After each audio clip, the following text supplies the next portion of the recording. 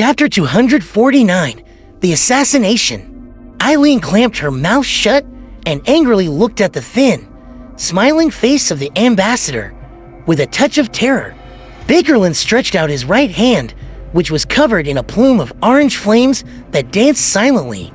He took 2 steps forward, making a gesture as if he was pressing his palm against Eileen's skin.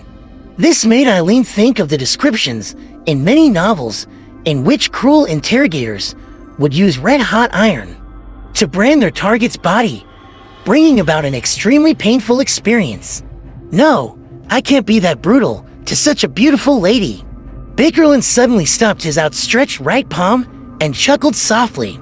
He shook suddenly, turning the orange flame into a long red whip. The long whip ignited the air around it, which took on the form of thorns. How?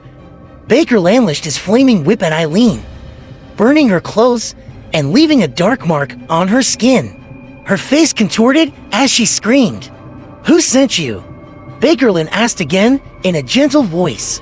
Eileen's lips quivered a few times before she finally opened them. It was. As Bakerlin subconsciously listened for the answer, his eyes suddenly turned bloodshot. Oh no! Bakerlin jerked back and rolled to the ground. In the spot where he had been standing, a flame rose up and formed a wall of fire. Splat, splat, splat. Rain like blood and flesh splattered against the wall and produced sizzling sounds. Some of them penetrated the flame, leaving a thin trail of blood on the ground. At the end of this path was the Intis ambassador, Bakerlin, who had stood up once again.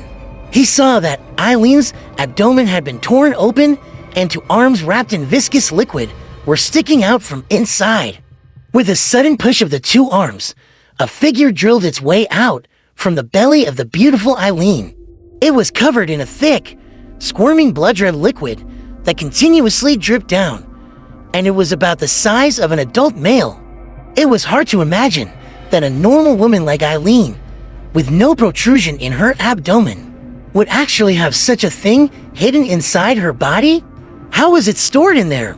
Boom with Thebedy below Eileen's head exploded completely, turning into pure flesh and blood, surging into the form of a humanoid figure, and mixing with a dripping liquid to turn into a strange red robe. The figure revealed its true appearance. It was so beautiful that it looked like a woman. The blood-red robe it wore looked like a blossoming flower under the illumination of the flames. Rose Bishop, as a veteran intelligence officer, Bakerlin immediately identified the name of the corresponding sequence before him. Sequence 6 of the Secret Suppliant Pathway, Rose Bishop. Every Rose Bishop was an expert when it came to flesh and blood magic. Beyonders at this sequence could hide inside the bodies of others, thereby avoiding all sorts of investigations. But the moment they emerge, the hosts would lose their lives. For the Lord, Eileen's remaining head let out a low cry and closed her eyes forever. The Rose Bishop stretched out its right hand and tapped its chest for times in the order of bottom to top, right to left, with the color of blood and the light from the flames reflecting in his eyes. He looked at Bakerlin and took a sudden step forward with his right foot, passing through the wall of fire. He didn't receive any damage from the fire, with only dark red liquid that continuously dripped down. Bakerlin retreated once again as he suddenly raised his voice. Someone, help him. Although he's most capable assistant, Rozago, and several intelligence agents had been sent on a mission, there was still no lack of Beyonders in the embassy. They were military officials who had received permission from the Lone Kingdom. They were the defensive forces that were available. 1 Sequence 5, 1 Sequence 6, 3 Sequence 7 South, and a combination of nearly 10 Sequence 8 South and 9 South. Bakerlin's voice echoed around the room, but it didn't exit the premises. The music outside didn't stop, and the ball continued. It was as though the room had become a completely isolated world. This Bakerlin stopped his shouting, narrowed his eyes, and looked around. The Rose Bishop was in no hurry to act.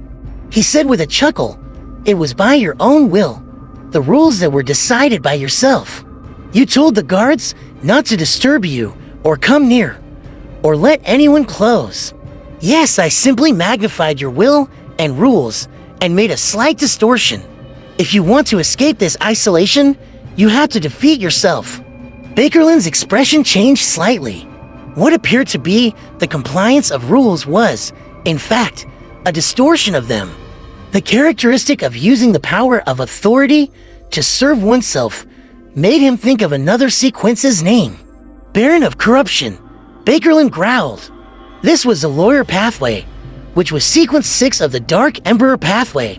Before he could finish his sentence, Bakerland's face suddenly turned extremely gloomy as he blurted out, "Shepard, you're Ashiford.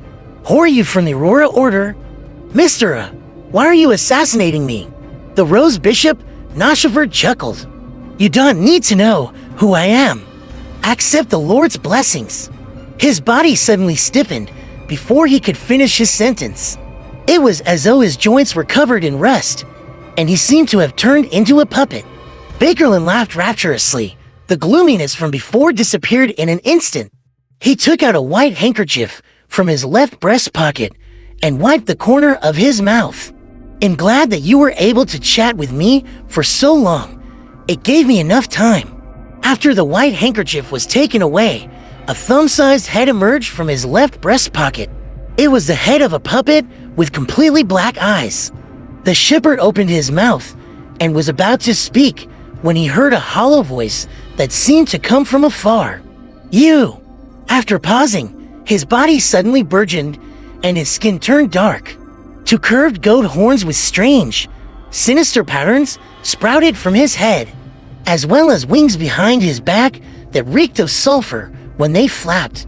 The shepherd instantly moved 3 meters forward, having transformed into a devil-like creature.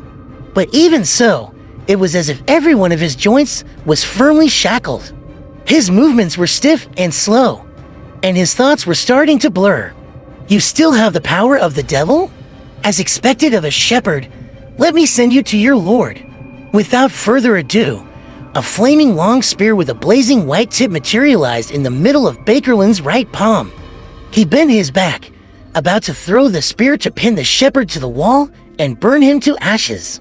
Sequence 7 Pyromaniac of the Conspiracist Pathway had the ancient name, Firemage. Cough, cough, cough, cough.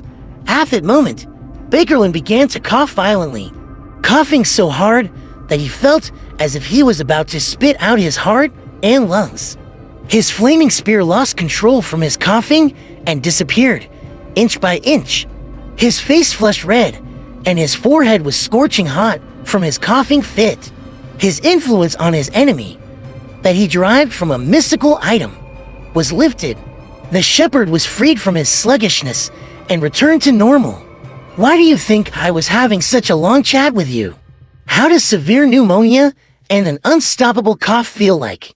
The devilish face asked, with the corners of his mouth hooked. Upon hearing these words, Bakerland suddenly recalled the enemy's beautiful and enchanting appearance when he first appeared, and regretfully said, "Cough, cough, Adices, Yokuf, cough, killed a cough, cough, cough, a demoness of affliction." The shepherd dispelled his devil-like form as his figure turned into a series of stacked after images. He chuckled and said, "No, I only received a gift from Saint Tenebris. I know conspiracists have all sorts of means available to them, so they'll be using my strongest ability now, so that you won't have any unnecessary hope." A book appeared before him, a translucent and blurry book. The ancient book flipped rapidly, and with a soft chant, "I came, I saw, I record. As long as I have recorded it, they'll be able to use it once. This is an ability that Saint Tenebris had deliberately demonstrated to me. Although I only have half of its original effect, it's still enough." The shepherd's voice turned hollow, and his body was enveloped by the darkness that spewed out from the book. He quickly turned into a small giant, about 2.3 to 2.4 meters tall. His entire body was covered in cold, black armor. At the space where his eyes should be, there were two glowing crimson-red blobs. The Dark Knight raised a broadsword in his hands, took a step forward, and delivered an unrelenting chop. No. Why? A Spakerlin tragically screamed. The layers of flames that gushed out of his body were split apart. All sorts of lights exploded and were split open, and his body was split into two halves. Thud. Bakerlin fell to the ground. No blood came out of his massive wound. Even his soul seemed to be corroded and destroyed by the black sword that didn't seem to exist. Boom, boom, boom. Thick plumes of fire that spewed out of Bakerlin's body lost control, causing the blast that shook the room and sent the glass rattling. And at that moment, the isolation that had been created by his own will vanished with his death. The shepherd didn't stop, nor did he wait for the Beyonder characteristic to appear. He restored his inconspicuous appearance and seized the opportunity before the military officials of the embassy arrived. Sprinting through the layers of walls and into the darkness outside. At 15 Minsk Street, Klein paused with his right hand on the handle.